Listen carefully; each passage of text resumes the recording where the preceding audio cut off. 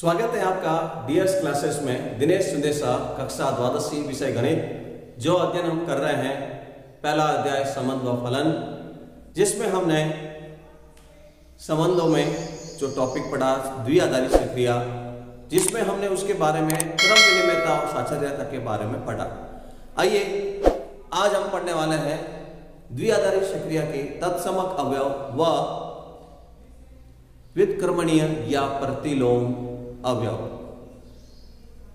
Identity elements and inverse element for binary systems. देखिए एक हमारे सामने प्रश्न है, वास्तविक संख्याओं के समुच्चय R के लिए, वास्तविक संख्याओं का समुच्चय R जिसमें बाइनरी सिस्टम दिया हुआ इस प्रकार है, a star b is equal to a plus b minus ab, जहां a और b वास्तविक संख्या से संबंधित है। a का मान 1 नहीं हो सकता, a not is equal to 1। तो पहला जो क्वेश्चन हमको दिया हुआ है, स्टार तत्समक अवयव यदि संभव है तो विद्यमान है तो ज्ञात कीजिए। दूसरा प्रश्न, स्टार के सापेक्ष r का व्युत्क्रमणीय अवयव या प्रतिलोम अवयव p ज्ञात कीजिए। तो पहले हम ज्ञात करते हैं द्विआधारी क्रिया के लिए यदि संभव है तो तत्समक अवयव क्या होगा। तो देखिए तत्समक अवयव के लिए हमने एक परिभाषा इस तरह से पढ़ी थी कि क्रम विनिमय के रूप में यदि तत्समक अवयव E है तो A स्टार E व बराबर है E स्टार A। किसके बराबर है? A के। A star E is equal to E star A बराबर A। तो हम कह सकते हैं कि ये जहाँ E का मान है वह इस बाइनरी सिस्टम के लिए तत्समक अवयव है। देखिए यहां हम इस प्रश्न को हल करते हैं, यदि स्टार के लिए तत्समक अवयव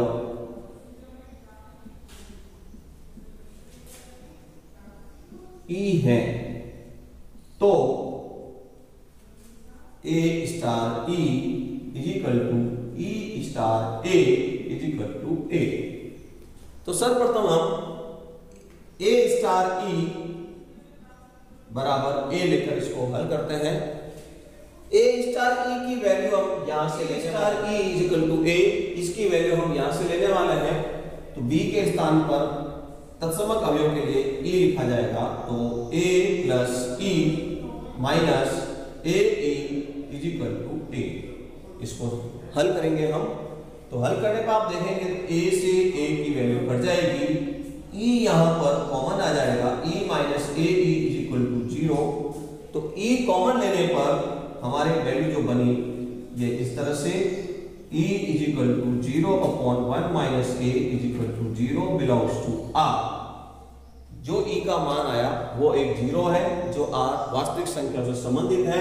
पुनः हम तत्समक अवयव के लिए E star A is equal to A को लेकर हल करते हैं, E की वैल्यू पता करेंगे।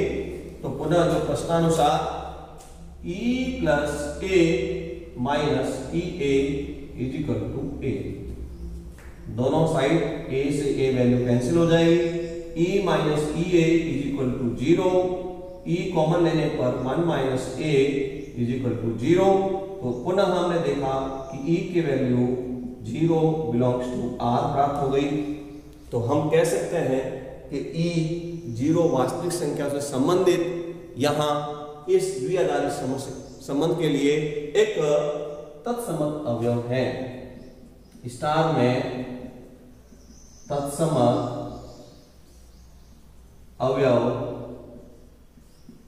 संभव है व तत्समक अवयव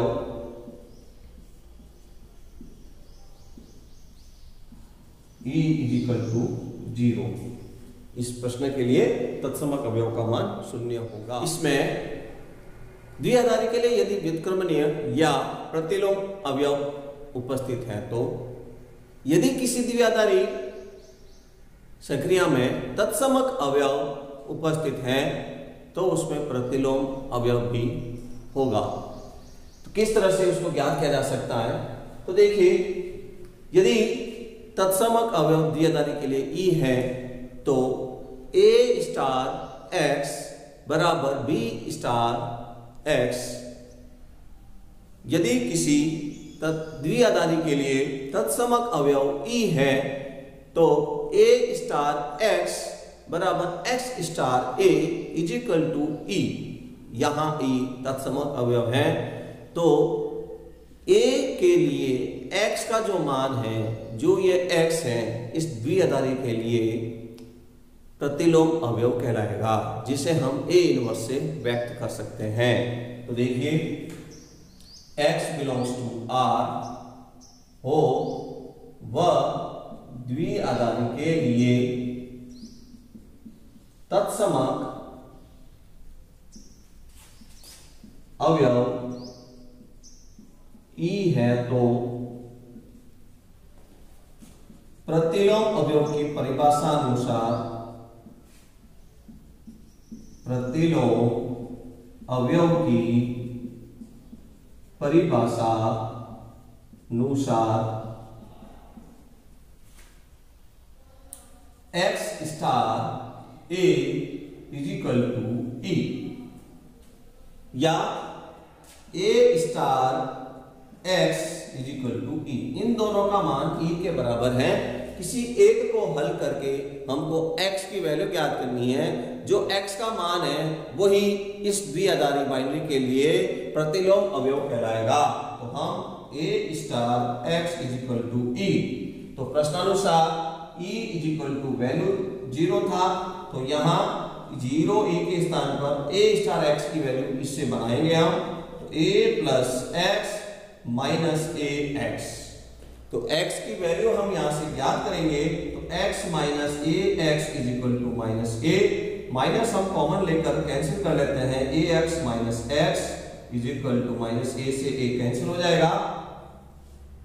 तो अब यहां से x कॉमन लेंगे, तो x कॉमन लेने के बाद में यहां a minus 1 is equal to a, तो x is equal to a upon a minus 1।